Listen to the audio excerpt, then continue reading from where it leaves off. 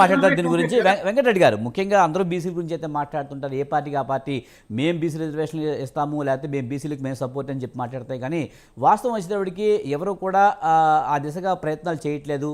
చేసిన ప్రయత్నాలన్నీ ఎన్నికలప్పుడే హడావుడి చేస్తున్నారనే విమర్శలు ఉన్నాయి. ఇప్పుడు కాంగ్రెస్ ప్రభుత్వం కూడా 42% ఇస్తామని చెప్పింది. అలాగే అసెంబ్లీలో బిల్లు పెట్టింది, పాస్ అయిందంది, రాష్ట్రపతి దగ్గర ఆగిపోయిందని చెప్తుంది. అంటే ఏదో ఒక డ్రామా ప్లే చేస్తున్నాయి.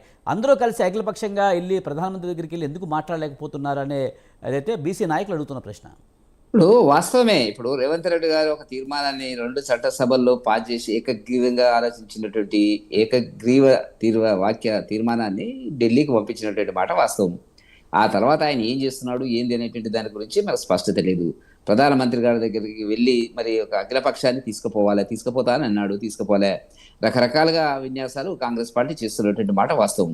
భారతీయ జనతా పార్టీ ప్రాక్టికల్గా మా చారిత్రక రాజకీయ వ్యూహాల ఎత్తుగడుల్లో బీసీల పట్ల మాకు ఉండేటువంటి ఆలోచన కానివ్వండి, వాళ్ళు ముందుకు రావాలనేటువంటిది, అది ఆర్థికంగా నేను ఇంతకుముందు చెప్పిన సామాజికంగా, విద్య, వీటిల్లో.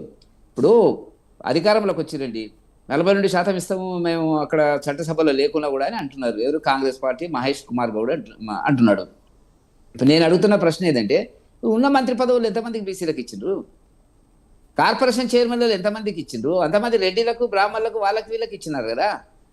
నేను అన్నదేంటంటే, ఓటు బ్యాంకు రాజకీయాలల్లో ఇప్పుడు కనపడుతున్నది ఏంటి? మేము అధికారం వల్ల మేము ప్రకటించినాము బీసీ ముఖ్యమంత్రి అని. బహుశా తెలంగాణలో కానీ ఉమ్మడి రాష్ట్రంలో కానీ ఒక ప్రధానమంత్రి బీసీ ముఖ్యమంత్రి చేస్తాము, మాకు మద్దతు ఇవ్వండి అని అడిగినటువంటి సందర్భం అనేటువంటిది చాలా గొప్ప విషయం. అది తక్కువ అంచనా వేస్తే తప్పు. మీకే అధికారము చేయాలనేటువంటిది. ఇప్పుడు కూడా మేము అదే స్టాండ్ మీద మేము ఉన్నాము. మిగతా కాంగ్రెస్ పార్టీ కానీ బీఆర్ఎస్ పార్టీ కానీ చెప్తే విజయ్ గారు మేము బీసీ ముఖ్యమంత్రి అని మేము స్టాండ్ చెప్తున్నాం. మా స్టాండ్ బీసీ ముఖ్యమంత్రి. మీరు చెప్పండి బీసీ ముఖ్యమంత్రి అని. నేనేమంటున్నా అంటే, బీసీ లెక్కలు రేవంత్ రెడ్డి గారు చేసినది గందరగోళంగా ఉన్నాయి. ఆయన ఏదో హడావుడిగా చేసినాడు. ఒక సైంటిఫిక్గా శాస్త్రీయంగా జరగలే. రేపు జరగబోతే జనాభా లెక్కల సేకరణలో ఇది ఒక భాగం కింద జరుగుతుంది. వాళ్ళ జనాభా బయటకు వస్తుంది. దానికి ఒక అధికారపూర్వకమైనటువంటి విశ్వాసం ప్రజల్లో కలుగుతుంది. తర్వాత ఏం చేయాలి, చట్టసభల్లో వాళ్ళకి కావాల్సినటువంటి అనేటువంటి చర్చ తప్పకుండా మేము నిర్ణయం చేసినామంటే దాన్ని ముందుకు తీసుకుపోయేటువంటి పరిస్థితులు మేము ఉన్నాము అనేటువంటి మాట వాస్తవము. సరే, ఇప్పుడు తెలంగాణలో వాళ్ళు రిజల్యూషన్, రేవంత్ రెడ్డి గారు తెలుసు, రిజల్యూషన్ చేసి పంపిస్తే అది వచ్చేది కాదు, పోయేది కాదు అనేది. అందుకే ఆయన వెళ్ళడం లేదు, చేయడం లేదు. దానికి ఉన్నాయి అనేక సమస్యలు ఉన్నాయి చుట్టూ.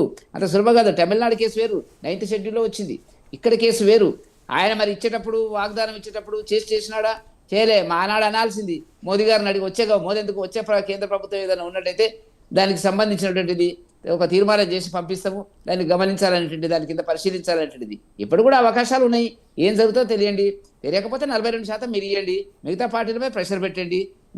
మేమెందుకు బీసీ క్యాండిడేట్స్ పెడితే మేము కూడా ఓసీ క్యాండిడేట్స్ ఎందుకు పోటీ చేస్తారండి? మేము కూడా బీసీ క్యాండిడేట్స్ పెడతాం కదా. మీరు ఏదో దానికి సంబంధించినటువంటిది చెప్పండి. పార్టీ లెవెల్లోనే మీటింగ్ పెట్టి మీరు బీసీకి ఏంటి, మేము బీసీకి ఇస్తాం, వాళ్ళు బీసీకి ఏంటి అనే చర్చ తీసుకురావాలి కదా. అదేం లేకుండా గాలికి వదిలేసి ఎట్లాగూ స్థానిక ఎన్నికల్లో గెలిచేటువంటి సత్తా వాళ్ళకి లేదు. వాళ్ళకి ఆ నమ్మకం పోయింది. ఇప్పుడు ఏం చేయాలని అర్థమైతే లేదు. బీసీ బిల్లు పెట్టి దాన్ని వెనక్కిలాగి ముందుకు లాగేటువంటి పద్ధతిలో ఉన్నది. ఒకటి, నరేష్ గారు మాట్లాడుతున్నటువంటిది బీసీ సామాజిక వర్గం నుంచి మాట్లాడుతున్నాడా లేకపోతే బీఆర్ఎస్ నుంచి మాట్లాడుతున్నాడు అర్థమైతే లేదు. బీసీ సామాజిక వర్గం నుంచి మాట్లాడుతున్నాడు. కవితది ఒక అనుమానం అంటే నరేష్ గారు కూడా అదే అనుమానం వస్తుంది. పార్టీ ప్రతినిధిగా మాట్లాడుతున్నారా?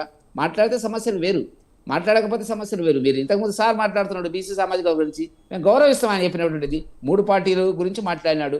ఆయన అభిప్రాయం ఆయన చెప్పినాడు, దాన్ని మనం గౌరవించాలి. అభిప్రాయాన్ని అవునన్నా కాదన్నా మనకి ఇష్టం లేకుండా. కాబట్టి నేనేమంటున్నా అంటే, మళ్ళొకసారి ముగింపుగా ఏం చెప్తున్నానంటే, ఈ దేశంలో బీసీల గురించి మాట్లాడేటువంటి హక్కు లేనటువంటి మొదటి party BRS party.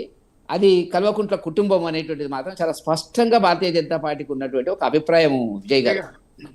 Right. Naresh గారు, మీరేమంటారు?